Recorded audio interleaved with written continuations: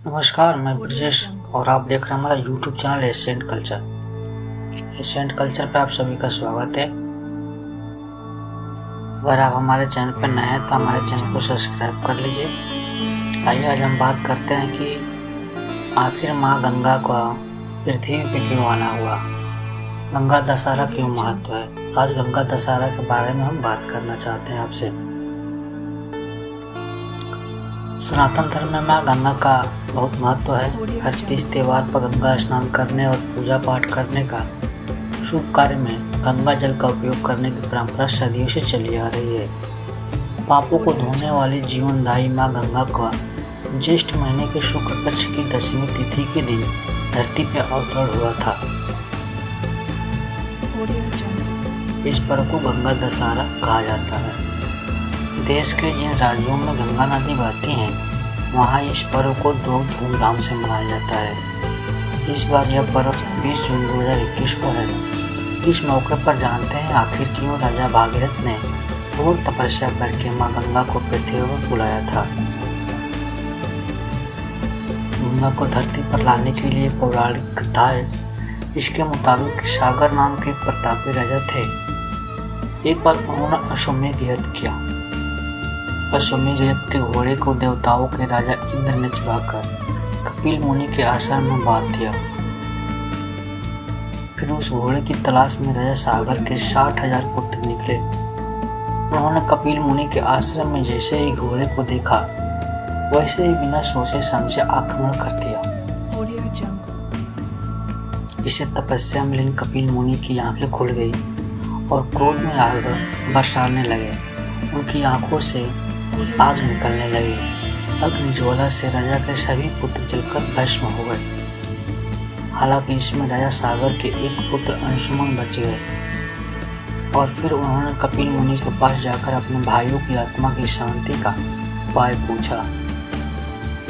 मुनि ने कहा कि यदि पवित्र गंगा का जल उनके भाइयों पर पड़ेगा तो उनकी आत्मा को शांति मिलेगी।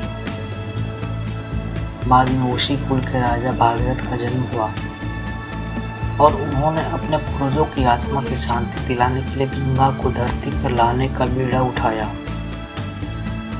उन्होंने माँ गंगा की घोर तपस्या शुरू की। माँ ने प्रकट होकर कहा कि यदि वे सीधे धरती पर अवतरित होती हैं तो इसे समस्त भूलोक पर तबाही मच जाएगी। तब राजा ने भगवान शंकर की तपस्या करके उनसे मदद मांगी। तब भगवान ने माँ गंगा से कहा कि वे उनकी जटाओं से होकर गुजरे, इससे धरती को नुकसान नहीं होगा।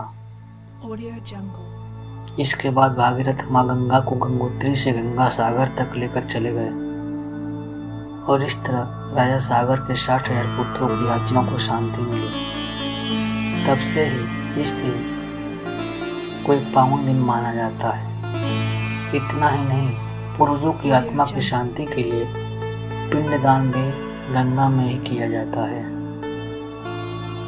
एक दिन सुबह जल्दी उठकर स्नान कर लें। इस बार कोरोना वायरस की वजह से गंगा स्नान नहीं कर सकते हैं, लेकिन घर में रहकर भी नहाने के पानी में गंगा जल डालकर माँ गंगा का ध्यान कर सकते हैं और स्नान कर सकते हैं। घर के मंदिर में दीप प्रज्वलित करें। इस दिन माँ गंगा को अधिक से अधिक ध्यान करें। इस दिन दान करने से शुभ फल की प्राप्ति होती है। घर में रहकर ही माँ गंगा की आरती भी कर सकते हैं आप और करें भी। इस पावन दिन माँ गंगा की पूजा अर्चना करने से सभी तरह के दोष से मुक्ति मिल जाती है।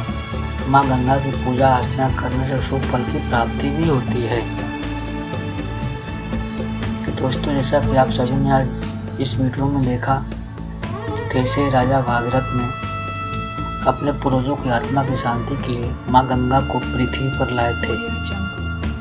तो आपको ये वीडियो कैसा लगा आप हमें कमेंट बॉक्स में जरूर बताएं।